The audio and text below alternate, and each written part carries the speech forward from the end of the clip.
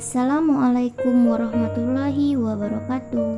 Semoga gak bosan ketemu Umi Dinda dalam pelajaran seni budaya ya kak.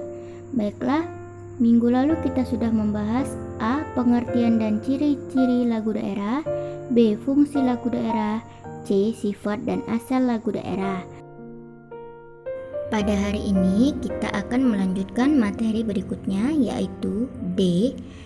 Teknik dan gaya lagu tradisi daerah.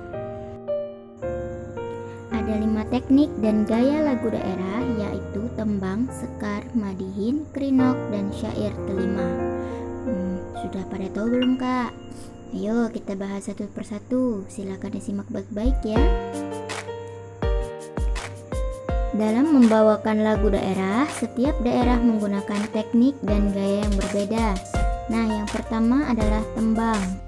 Tembang adalah sebuah syair atau puisi yang diberi nada kemudian dinyanyikan.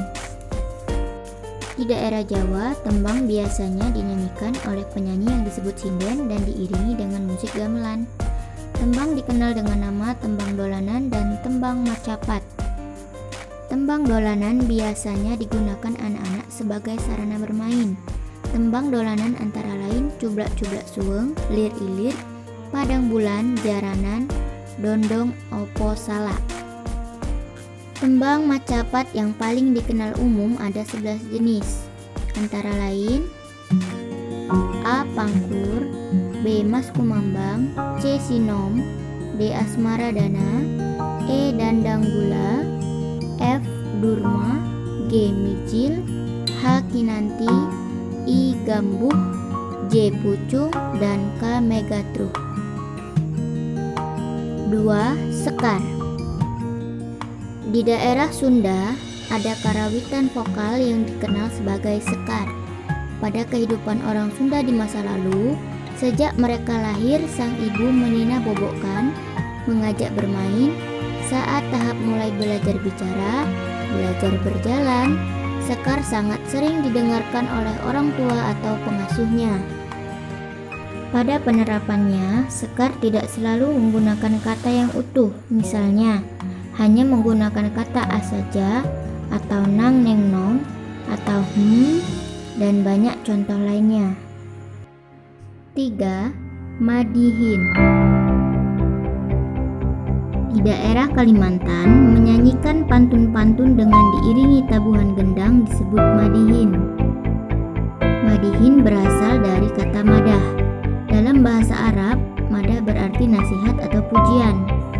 Dalam pertunjukan, madihin mempunyai struktur baku yaitu sebagai berikut. Pembukaan, memasang tabi, menyampaikan isi, dan penutup.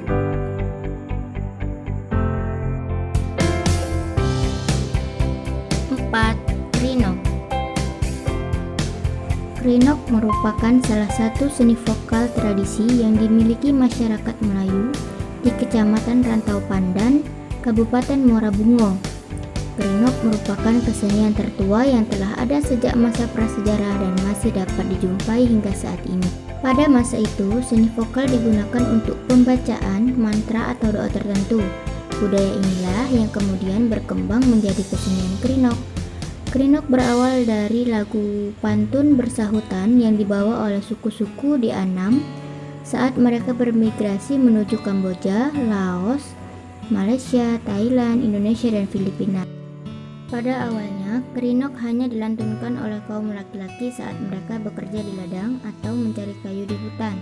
Namun, pada masa ini krinok memiliki 3 fungsi, yaitu sebagai penghibur diri, untuk mengusir binatang buas, dan untuk menarik hati perempuan yang ingin dinikahi. Berbeda dengan kaum laki-laki, kaum perempuan menghibur diri dengan memainkan alat musik kelintang kayu di sela-sela waktu istirahat. Kelintang kayu adalah alat musik tunggal yang menghasilkan nada yang harmonis. Kelintang kayu dibuat sendiri oleh kaum perempuan di Rantau Pandan menggunakan beberapa potong kayu yang sudah dikeringkan. Dalam perkembangan selanjutnya, kesenian krinok tidak hanya diiringi dengan alat musik kelintang kayu. Beberapa alat musik mulai dipadukan dengan krinok seperti gong, gendang panjang, serta biola. Keempat alat musik tersebut kemudian menjadi pakem bagi musik pengiring krinok. Dengan bertambahnya musik pengiring, Kerinok menjadi suatu kesenian yang lebih dinamis. Ada 5 hal perkembangan yang terjadi pada fase ini. A. Ruang pementasan Kerinok semakin luas. Tidak hanya dimainkan saat kegiatan berselang, tetapi juga menjadi hiburan pada pesta pernikahan. B. Seniman Kerinok mulai membentuk sebuah kelompok seniman dengan anggota relatif tetap dan menjadikan Kerinok sebagai sumber penghasilan sampingan. C. Kerinok mulai mengenal lirik baku yang dikenal umum dan terpola dalam setiap pertunjukannya. Seniman Kerinok mulai menggunakan kostum dan tata rias. Kostum pemain laki-laki terdiri dari peci hitam, baju teluk belango, beserta celana dan kain sarung sebagai kain pinggang, sedangkan kostum untuk pemain Kerinok perempuan adalah kerudung, baju kurung panjang yang dipadukan dengan kain sarung. E. Kerinok yang telah dipadukan dengan iringan berbagai alat musik menjadi kesenian yang semakin digemari terutama oleh muda-mudi.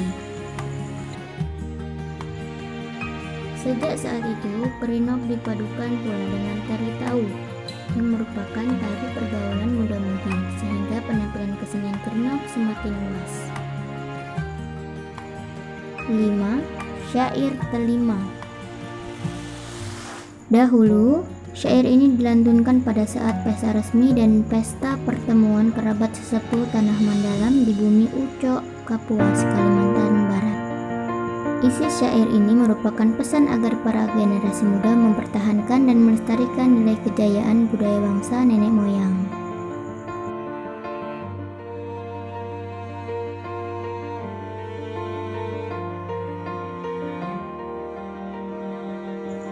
Tugas minggu ini adalah mencari tahu pertunjukan musik tradisional di daerah Lahat, Sumatera Selatan. Silakan dicari tugasnya ya Kak. Pengerjaan ditulis di buku catatan. Setelah selesai silakan difoto dan dikirim ke Telegram Umi ya. Batas akhir pengumpulan tugas hari Minggu. Terima kasih sudah menyimak video ini. Umi mengakhiri dengan membaca hamdalah. Wassalamualaikum warahmatullahi wabarakatuh.